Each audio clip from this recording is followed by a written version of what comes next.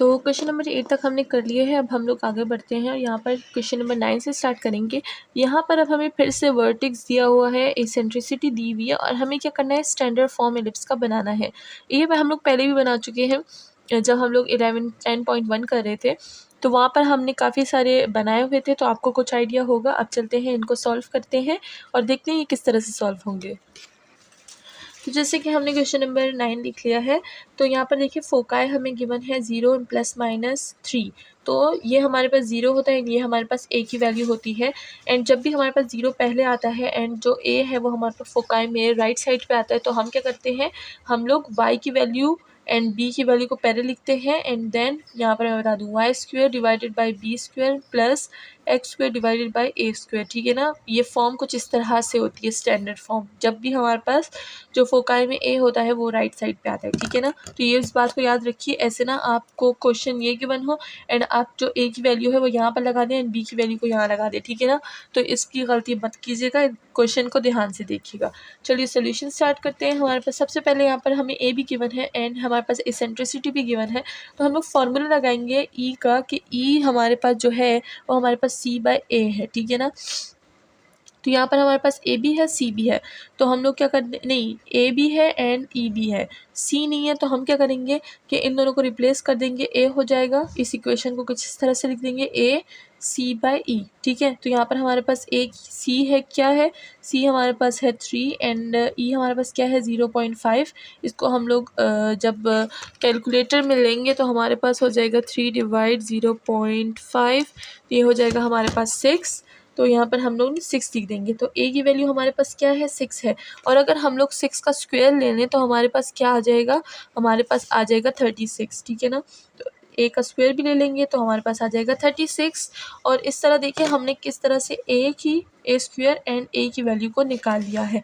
अब अगर हम लोग को पता है कि जो c² है वो हमारे पास a² माइनस b² के इक्वल है, अब हमें सिर्फ b की वैल्यू चाहिए, फिर हमारा स्टैंडर्ड फॉर्म पूरा हो जाएगा। तो a की वैल्यू है, c की वैल्यू, तो हम लोग यहाँ से b की वैल्यू निकाल लेंगे, तो b² is equal to a² minus c²। ठीक है ना।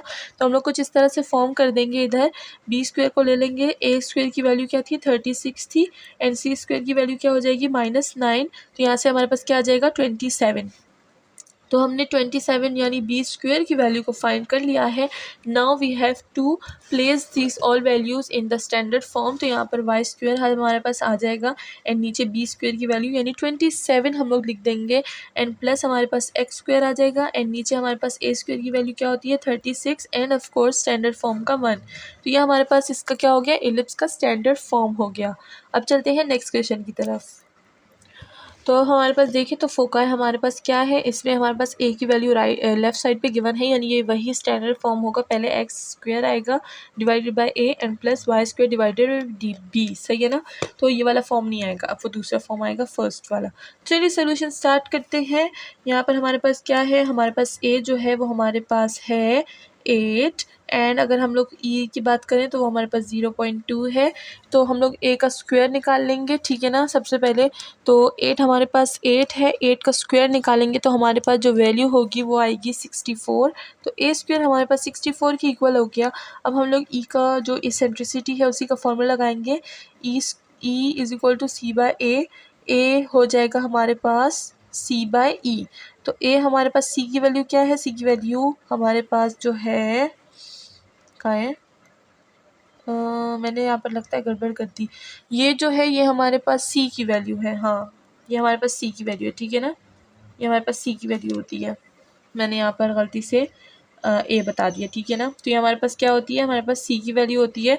तो ये c की वैल्यू हमारे पास क्या हो गई, 8 हो गई। तो यहाँ से हमने 8 कर दिया। अच्छा ये स्क्वायर नहीं आएगा फिर। ठीक है। हाँ कभी कभी गड़बड़ हो जाती है। तो हमने ये कर दिया है c/a। तो a हमारे पास c की वैल्यू क्या थी 8 एंड अगर e की वैल्यू को देखें वो 0.2 थी। इसको हम लोग डिवाइड करेंगे तो हमारे पास a की जो वैल्यू है वो हमारे पास क्या आ जाएगी, वो आ जाएगी 40। तो हमारे पास a की वैल्यू 40 आ गई एंड अब हम लोग b की वैल्यू निकालेंगे, यानी b² divided by A square minus C square. अब मैं जनरली बस ये लिख दूंगी क्योंकि हमें ये वाला फार्मूला तो पता है ना, तो बस अब हम लोग जनरली ये लिख देंगे। तो बी स्क्वायर ए स्क्वायर हमारे पास क्या हो जाएगा, वो हो जाएगा 1600। यहाँ पर मैं ए स्क्वायर लिख देती हूँ 1600। तो ए स्क्वायर माइनस सी स्क्वायर हमारे पास क्या होगा, सी है हमारे पास 0.2, तो ये हमारे पास हो जाएगा 64।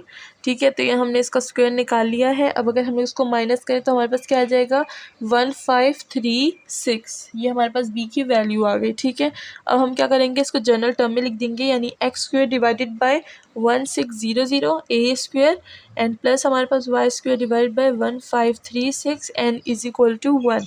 और ये हमारे पास क्या आ गया, स्टैंडर्ड फॉर्म आ गया। सही है, बीच में गलतियाँ होती रहती हैं, रमज़ान चल रहे हैं, ठीक है ना, तो बंदा थोड़ा सा थक जाता है।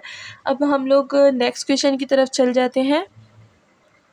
तो क्वेश्चन नंबर 11 पर आ गए हैं। इसमें हमारे पास वर्टिसेस हैं 0 एंड 70 एंड अब ये 70 हमारे पास ए होगा क्योंकि वर्टिसेस में हम ए यूज़ करते हैं, ठीक है ना, फोकाई में हम सी यूज़ करते हैं।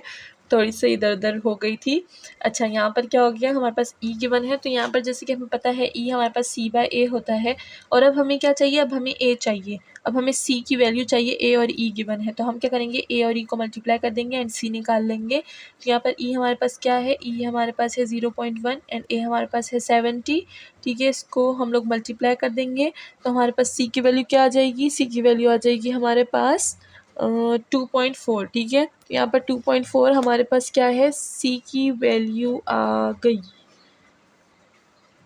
अब हम लोग क्या करेंगे, बी स्क्वायर की वैल्यू लेंगे, तो यहाँ पर हमारे पास वही फॉर्मूला होगा, B is equal to A square minus C square. ठीक है, तो ए स्क्वायर की वैल्यू को हम लोग यहाँ पर पुट कर देंगे, ए की वैल्यू पे स्क्वायर लेंगे, वो हमारे पास 10 है, 70 है, इससे हमारे पास 7 आ जाएगा।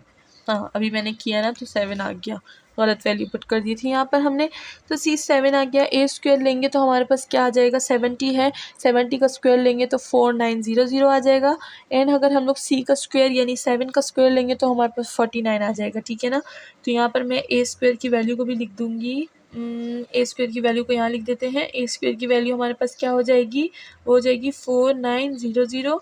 सही है, अब इन दोनों को माइनस करेंगे तो हमारे पास क्या आ जाएगा, हमारे पास आ जाएगा 4851। तो ये बी स्क्वायर की वैल्यू हो गई, ए स्क्वायर की वैल्यू हो गई, सी स्क्वायर की वैल्यू हो गई। इसको हम लोग फंक्शन में पुट करते हैं, x square divide by A square क्या था 4900 एंड अगर हम लोग बी स्क्वायर को देखें यानी वाई स्क्वायर तो वो होगा 4851 एंड इज इक्वल टू 1। ये हमारे पास स्टैंडर्ड फॉर्म आ गया। अब हम लोग चलते हैं क्वेश्चन नंबर 12 की तरफ। तो क्वेश्चन नंबर 12 की तरफ आ गए हैं। यहाँ पर हमारे पास क्या है, वर्टिसेस में 10 गिवन है एंड इसेंट्रिसिटी 0.2 है। तो यहाँ पर वर्टिसेस में ए यूज़ होता है तो ए की वैल्यू 10 हो गई, इसेंट्रिसिटी 0.24। तो हमें पता है कि यहाँ पर हमारे पास इसेंट्रिसिटी होती है सी बाय ए को। अब हमें सी की वैल्यू चाहिए तो हम ए और ई को मल्टीप्लाई कर देंगे इज इक्वल सी। तो सी हमारे पास क्या हो जाएगा, 0.24 मल्टीप्लाई बाय 10, तो इससे हमारे पास वैल्यू क्या आ जाएगी 2.4। तो सी की वैल्यू 2.4 आ गई। अब हम लोग देखेंगे B square is equal to A square minus C square. तो यहाँ पर बी इज इक्वल टू, यहाँ पर हमारे पास ए स्क्वायर की वैल्यू क्या आ जाएगी, ए हमारे पास 10 है तो उसकी वैल्यू 100 हो जाएगी एंड सी हमारे पास 2.4 है तो इसकी स्क्वायर हमारे पास क्या आ जाएगी 5.76। इसको माइनस करेंगे तो हमारे पास क्या आ जाएगा 94 एंड 24। तो ये बी स्क्वायर की वैल्यू भी हो गई। अब चलते हैं इसको पुट करते हैं अपने स्टैंडर्ड फॉर्म में। तो हमारे पास क्या आ जाएगा, एक्स स्क्वायर डिवाइडेड बाय 100 होगा यानी a square and plus y square हमारे पास क्या होगा, बी स्क्वायर यानी 94 and 24 is equal to 1 which is a standard form. अब हम लोग चलते हैं नेक्स्ट क्वेश्चन की तरफ। उम्मीद है कि आपने चैनल को सब्सक्राइब कर दिया होगा, लाइक एंड शेयर करना भी ना भूलिएगा। Thank you so much.